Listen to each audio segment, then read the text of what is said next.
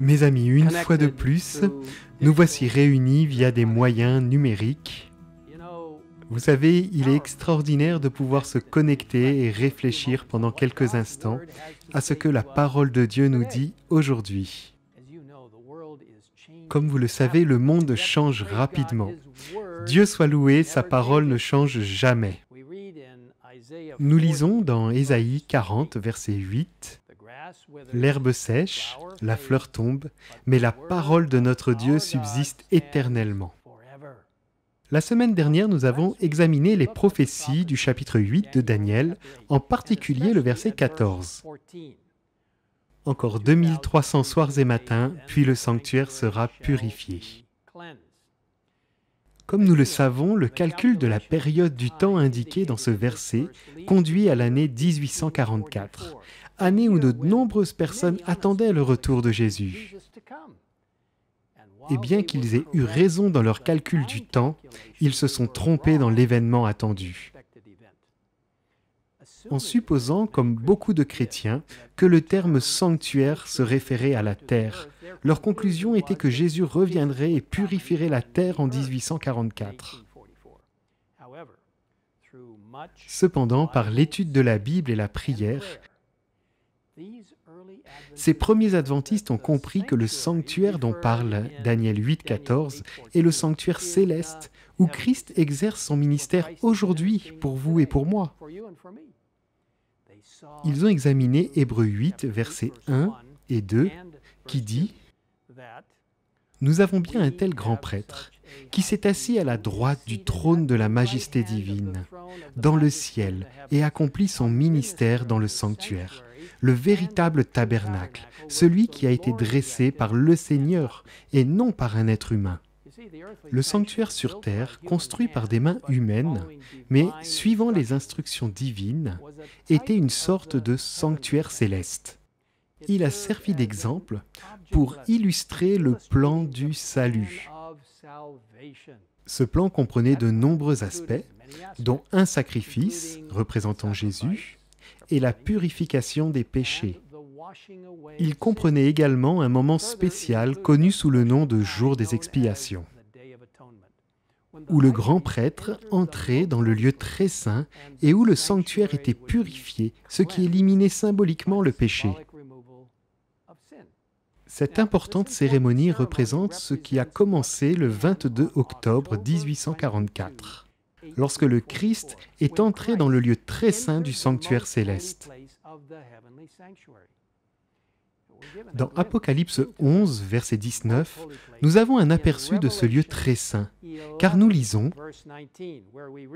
« Alors, le temple de Dieu qui est dans le ciel fut ouvert, et l'arche de son alliance apparut dans son temple. » Aujourd'hui, le Christ, notre grand prêtre, se trouve dans le lieu très saint où se déroule le jugement investigatif. Saviez-vous que la Bible mentionne le jugement plus de 1000 fois? Le jugement est un concept présent dans toutes les Écritures, mais le jugement investigatif est particulier. Comme l'indique notre croyance fondamentale numéro 24, le jugement investigatif révèle aux intelligences célestes quels sont parmi les morts ceux qui dorment en Christ et qui, par conséquent, sont jugés dignes en lui de participer à la première résurrection. Cette instruction du jugement fait aussi apparaître ceux qui, parmi les vivants, demeurent en Christ en gardant les commandements de Dieu et la foi en Jésus, prêts en lui à être introduits dans le royaume éternel.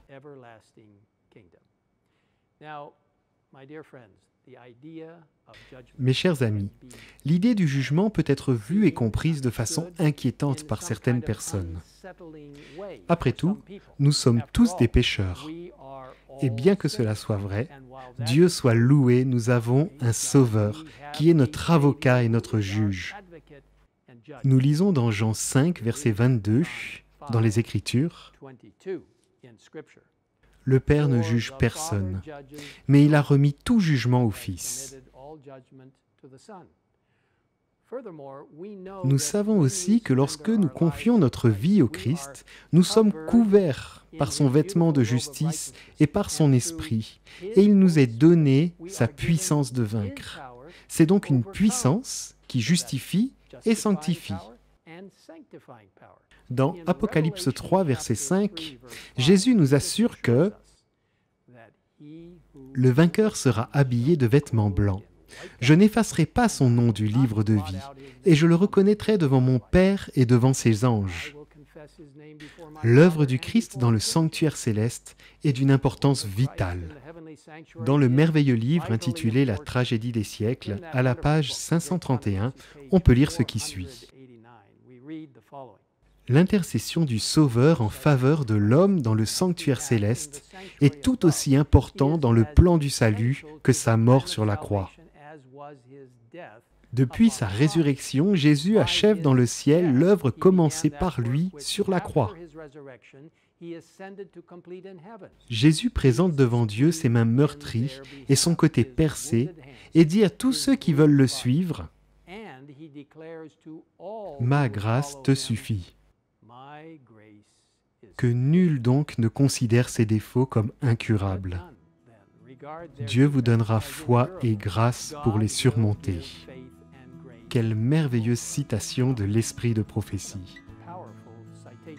Alors, chers amis, aujourd'hui, je voudrais vous encourager à placer votre espoir en Jésus, notre Sauveur, notre avocat, notre grand prêtre et notre roi qui revient bientôt.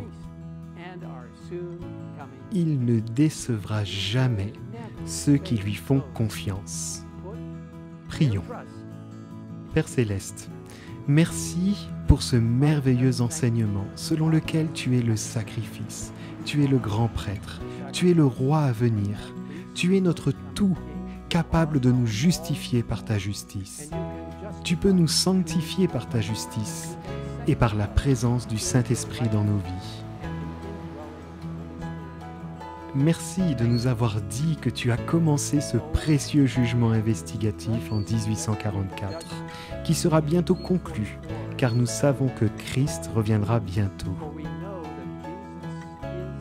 Alors Seigneur, nous remettons maintenant notre vie entre tes mains, et par ta grâce, par ton sacrifice, par ton ministère, nous pouvons revendiquer la victoire en Jésus.